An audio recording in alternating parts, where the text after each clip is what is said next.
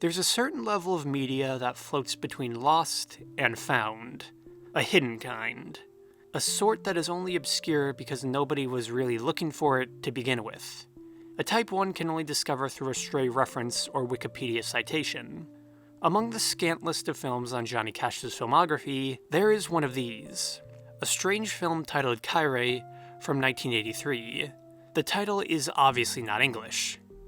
It comes from the Japanese kai for sea or ocean, and rei for peak/summit.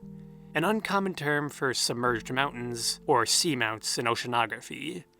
The movie's title is sometimes translated as Lost at Sea or Adrift at Sea, but the most literal translation is Hidden Ranges. Despite receiving an English title and featuring Johnny Cash in a major role, the movie was never released in the English market. This becomes more bizarre when one learns the majority of the movie is in English. The film is based on the three Kichis, Odakichi, Kyukichi, and Iwakichi, and their journey to return to Japan in the 1830s. An odyssey that Kairei captures, but, like the three Kichis themselves, was mostly forgotten by history. Strangely enough, the development and reemergence of Kairei would follow a similar path.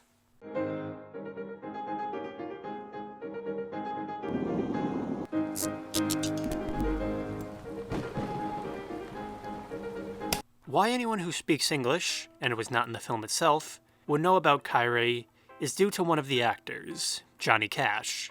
Widely known as the Man in Black, Johnny Cash was one of the major musical stars in the United States for decades. Famous for country, western, gospel, and even covers of rock songs, Cash is still famous to this day.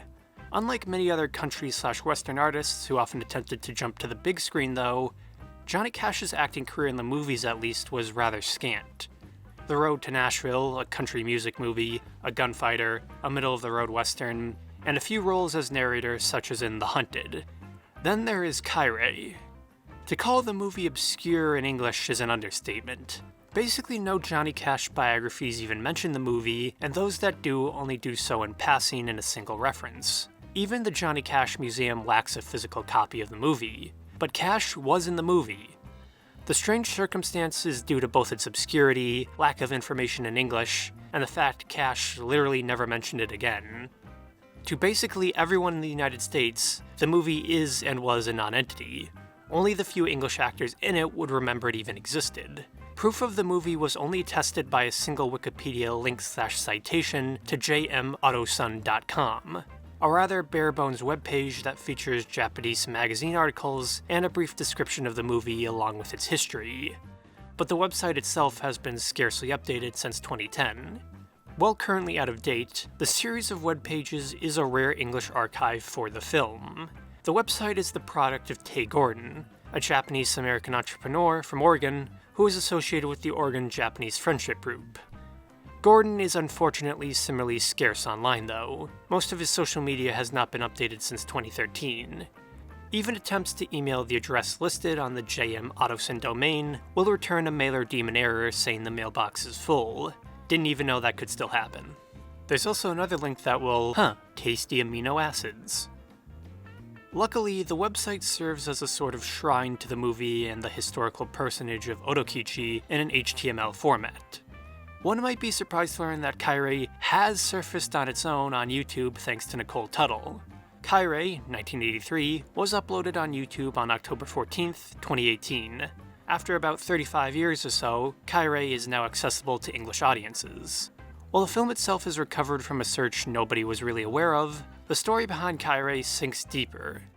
Tuttle's description adds some details to the movie's backstory. It is a Japanese Christian movie, sort of, I'll get to that later, and the copy itself is from a DVD rip. Tuttle commented on how they acquired it. "You're welcome. I first discovered this film on Yahoo Japan Auctions, and was shocked Johnny was actually in it. Was going to get it from there, but was going for way too much money, about $80. Took me a while to find the film for about $40, not sure exactly how long, from some weird obscure Japanese site, and I ordered it through a middleman. Took about a month to get here, and ripped it a while after I got it. Long process, but it was worth it." Steve W.O.'s comments add detail to the background as well. The release title was Adrift at Sea, but there is little on IMDb link. It was a Japanese production shot in 1983 by Vancouver, BC in historic Fort Langley, a national park and the site of the first non-native settlement in BC history, Fort Langley Link.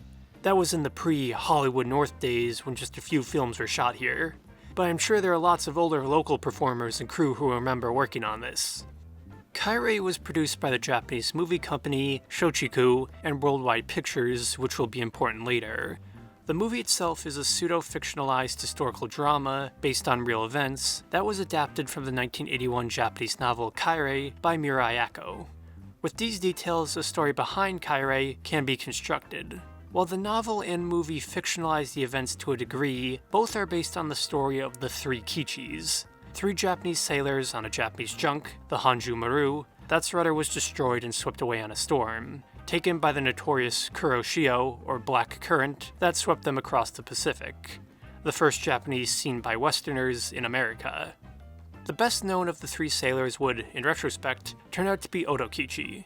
As Otokichi would eventually convert to Christianity, take the Christian name John Matthew Ottoson, coming from Oto-san, and work for the British government in East Asia.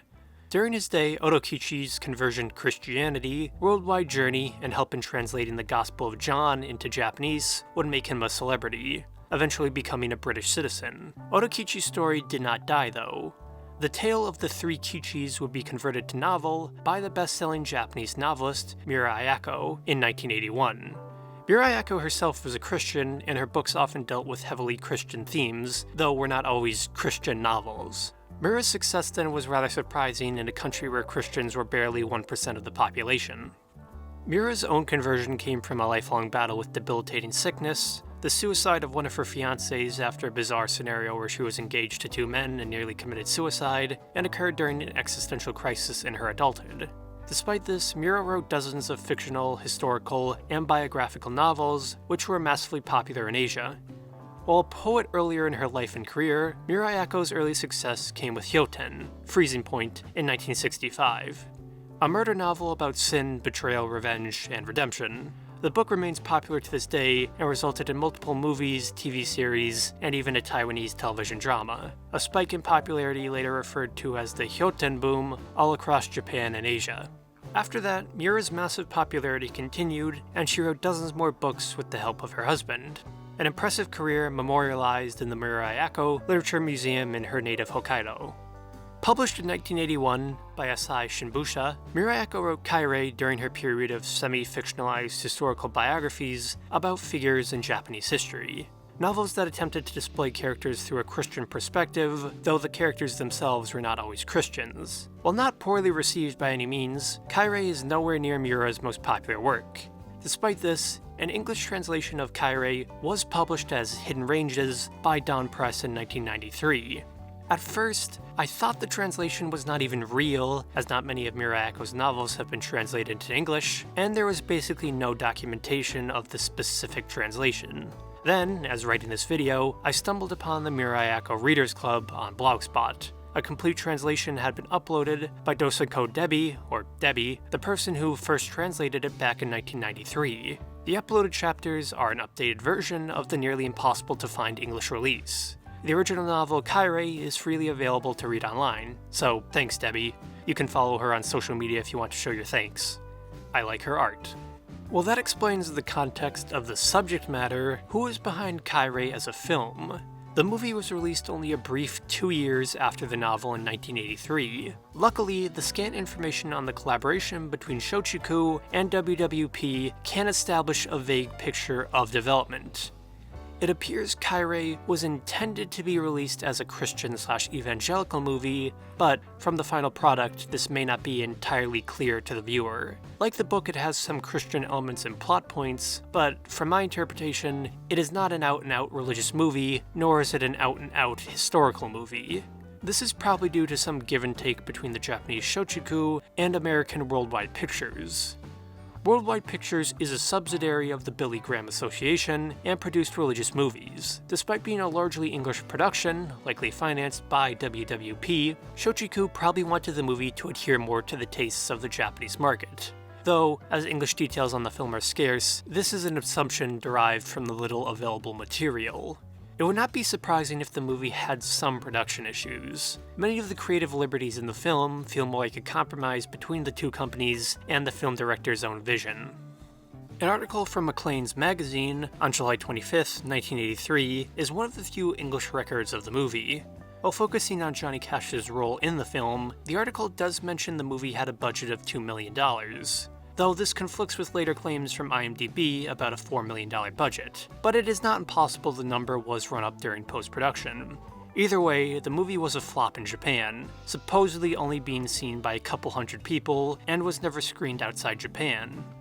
This is incredibly bizarre because the movie has baked-in Japanese subtitles and is, more often than not, in English. Why Kairei was never released in the Anglosphere is a mystery. WWP was known to release its movies across the world, so the fact Kairei never left Japan, not even at home release, is strange. The only explanation I can think of is Shochiku owns the rights, but even that is hard to substantiate. WWP's role in the movie is at least more clear. Worldwide Pictures was/is a subsidiary of the Billy Graham Evangelistic Association. The religious association founded and ran by American preacher Billy Graham, a major figure of the American religious landscape until his death in 2018, famous for his mass gatherings/sermons across the United States and the world known as Crusades. Graham's association had worldwide links through the Association of Protestant Churches. One of these connections led to Graham's 1967 crusade in Japan that established ties with Protestant churches in Japan, a link that likely led to the collaboration between Shochiku and WWP in adapting Miura Ayako's novel, Kairei, to film.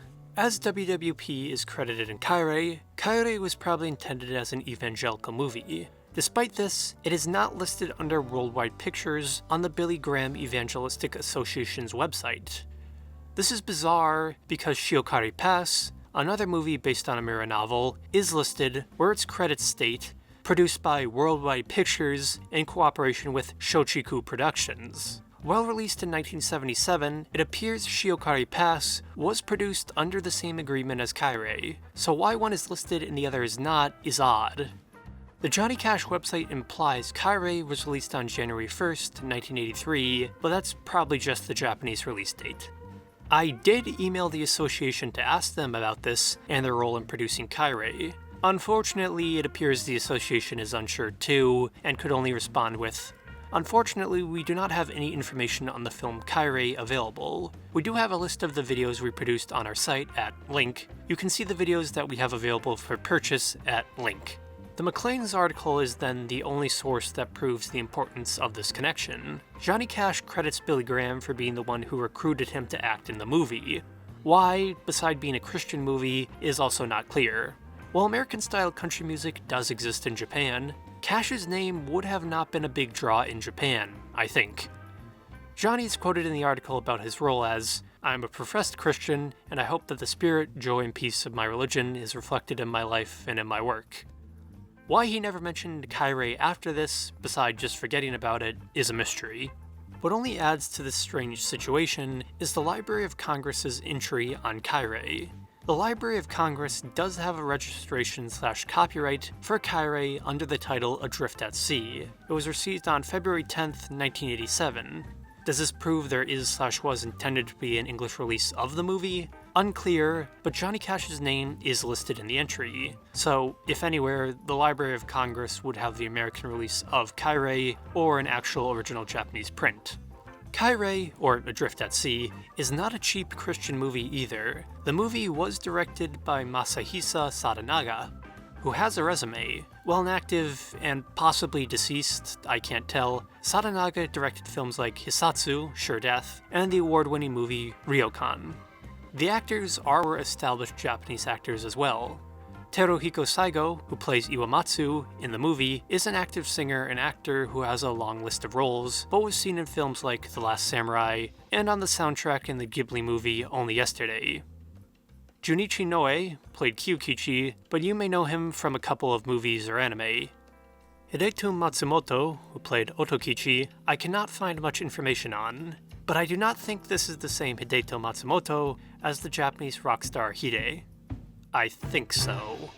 Searching in Japanese shows no links, but someone needs to double check my rough Japanese. To add to that, I do not know if it was a joke that a movie about the three Kichis featured three Teruhikos. Also, as stated, Johnny Cash is in this movie, or in Japanese, Johnny Cashu. The production is at a similarly above average level as the cast list. The scenes that take place in Fort Vancouver were, I think, filmed in the Fort Langley Museum Reconstruction Fort.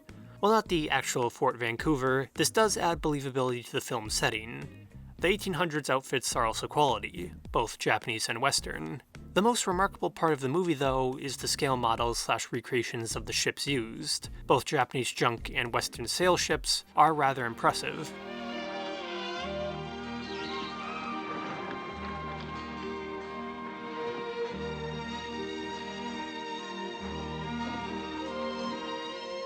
The casting, though, has resulted in the strange situation where the only English speakers who know about the film were people in it.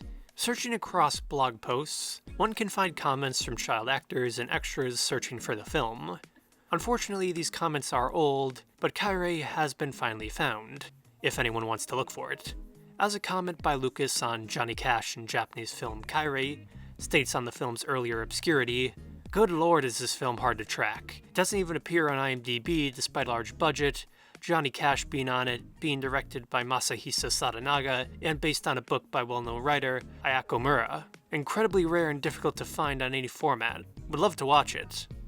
What about the movie then? Kairei runs about 2 hours at 1:36, but it can be roughly divided into 3 parts. The beginning of the movie is divided between John McLaughlin, played by Johnny Cash, and the Japanese among the Maka tribe.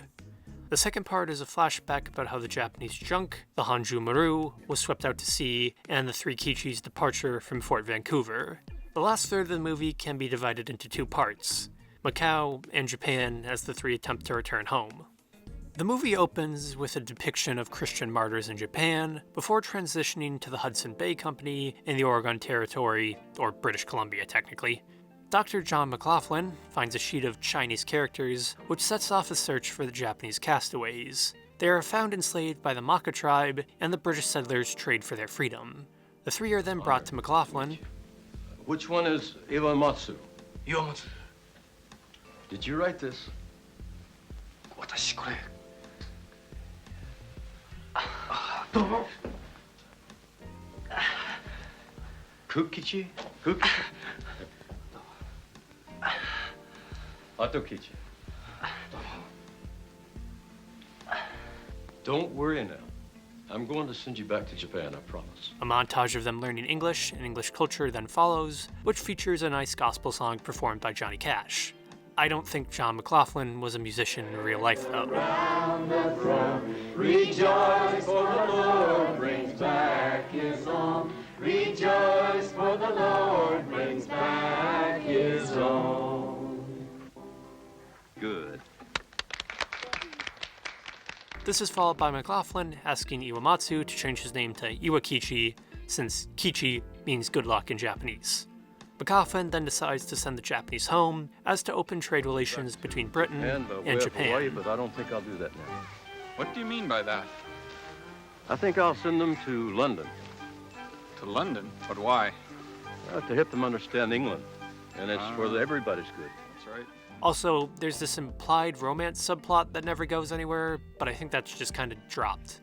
Beside that, this leads into an extended flashback sequence about how the Hanju Maru was set adrift, and gives us the backstory for the 3 Kichis. It begins with a scene of Iwamatsu's family and his implied to be unfaithful wife. As the crew departs, the rudder for the trading ship is destroyed during a storm. Then the 14 sailors have to remove the mast to stabilize the ship. After this, the ship is pulled out to sea where it drifts for months. Eventually, only Iwamatsu, Kyukichi, and Otokichi survive. After 12 or 14 months depending, the ship lands on Cape Alava in the modern state of Washington. After the 3 land, they are enslaved by the local Maka Indians, where Iwamatsu writes a note to anyone to help them escape. The note that is brought to McLaughlin. After this, the movie returns to the present. The 3 Kichis board the ship the Eagle, which takes them to England. After some debate, and being shown around London, the English government sends them to Asia. They end up in the home of the missionary Karl Gutzlaff, a real personage who desires to translate the Bible into Japanese. In the book, the three fear helping him due to the Japanese government persecuting anything to do with Christianity, but this may not be entirely clear in the movie. My Japanese isn't good enough to understand. It does, though, lead to a 3-minute conversation about how to translate the Greek word logos into Japanese, a scene meant to focus on the troubles between the two languages and cultures. Well, there is a term in Greek, logos, and this logos is the word as written in here. Now listen, God did not create heaven and earth with his hands, but with the word. This is the wisdom to judge between good and evil. Good and evil.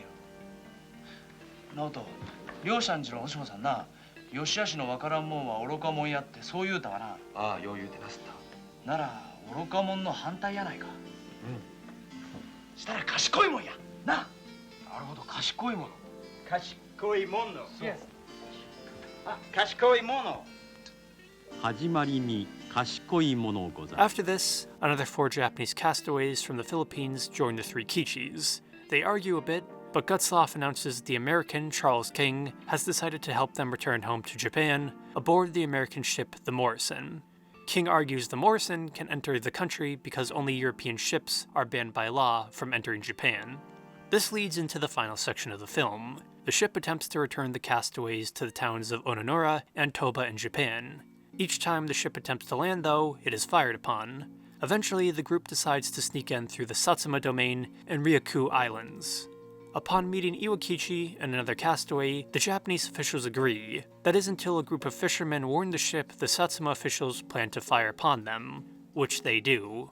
Being forced away once again, the group fears Iwakichi will commit suicide as he draws a knife. But then, renouncing Japan, Iwakichi cuts his top knot, which the others follow in doing. As the ship travels out to sea, the movie ends on a somber note of disappointment. That's only a brief description of the movie, ignoring some extra details that embellish the plot. What's the conclusion on it then? I wanted to like it, and it definitely has a few good points, but it is only middling. Some of the English actors are really bad. Yes, I rather thought so myself. Not the worst I've ever heard, but only a level above the worst. This may be why the movie never saw an English release. Johnny Cash tries his best, and he is a highlight of the movie, but he's just not an actor. These 3 men are the first men to have crossed the Pacific Ocean. I want to send them back to Japan with every respect due them. And if it should result in trade relations based upon mutual friendship between Great Britain and Japan, who have no diplomatic relations with any country in the world other than the Netherlands, it would be a tremendous accomplishment. A trade relationship based on mutual friendship. A new road for us, Thomas. It's interesting to see him act, but Cash, an American with a pronounced southern accent, playing a British doctor who was from Quebec/British Columbia, is odd. They did take advantage of his musical chops, though.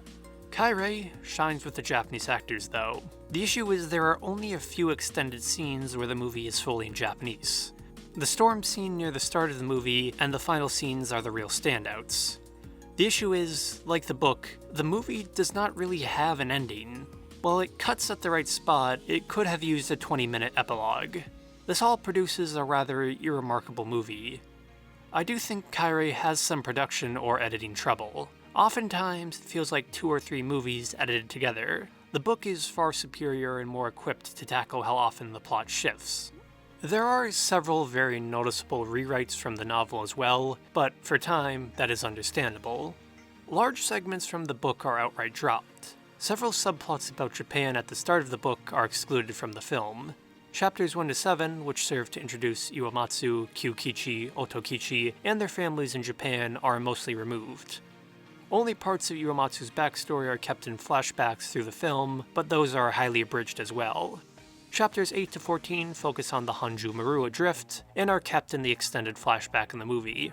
Chapters 15 to 19 are completely dropped, but focused on the 3 Kichis' time as slaves among the Maka Indians. Fort Vancouver, which is only chapters 20 to 22 in the book, is extended to about 30 minutes in the movie. Why? Because it expanded Dr. McLaughlin's role to get that sweet, sweet Johnny Cash screen time. The last chapters are largely the same as the film, but a few details are altered, such as the focus of the Bible translation with Karl Gutzlaff. Not many changes of real note to the actual plot, though. What about in contrast to the historical event? Beside a few extra details as embellishment, both the novel and movie are broadly accurate to the story of the three Kichis. The way the Honju Maru is disabled is directly lifted from historical sources. The rudder was destroyed in a freak storm, then to stabilize the ship, due to purposely poor design on account of Japanese junks, the mast was cut down by the crew. The crew did drift through the Pacific on the Black Current for more than a year until only the three Kichis were left. Even the firing on of the ship at the end of the movie is semi-historically accurate. Called the Morrison Incident, Charles King's vessel, the Morrison, did attempt to return the Japanese castaways to Japan in July 1837, but was fired upon after a meeting with Japanese officials, an incident that enraged King so much he wrote a book about it, lobbied the United States Congress, and this directly led to Commodore Perry's 1853-1854 expedition to open Japan to American trade, a venture partly meant as retribution for the Morrison incident.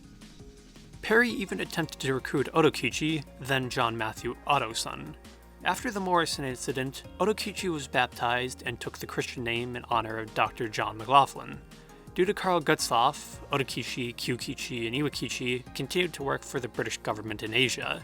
Though he rejected Perry's offer to return to Japan aboard the American Black ships, Otokichi did return to Japan twice, once disguised as a Chinese merchant on a British ship, then in official capacity to help with a treaty regulating trade between Britain and Japan, though he never stayed. He died in Singapore a wealthy man at 49 in 1867.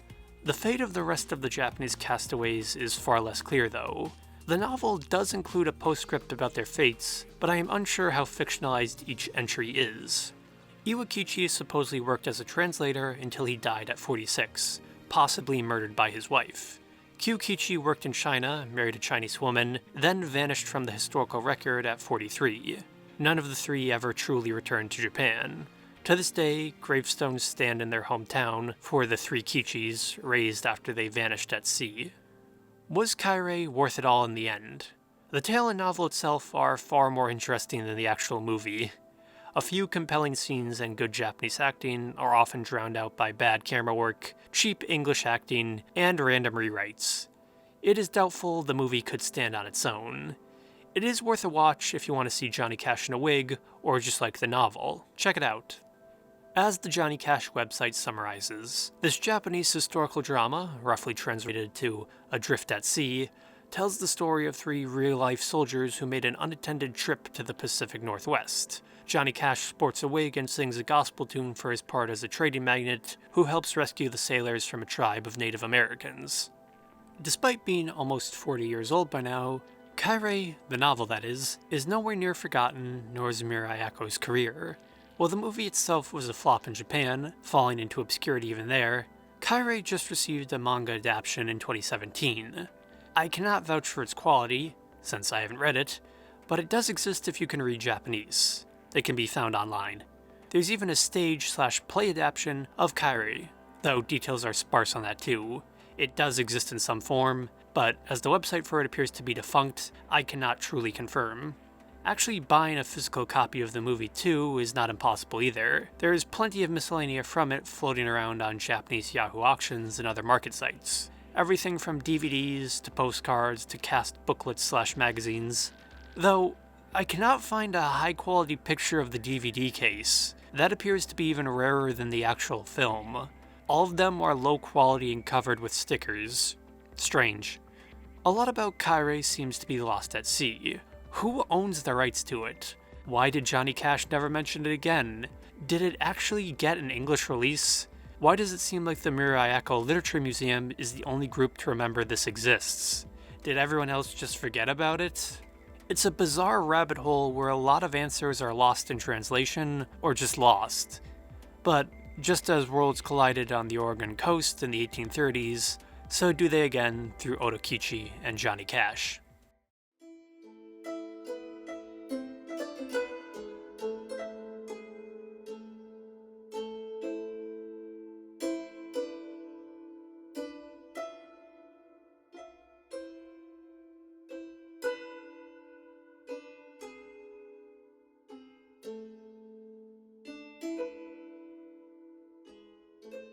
Now that we've found safe harbor at the end of this video, I'd like to thank my patron, The Single Way Out.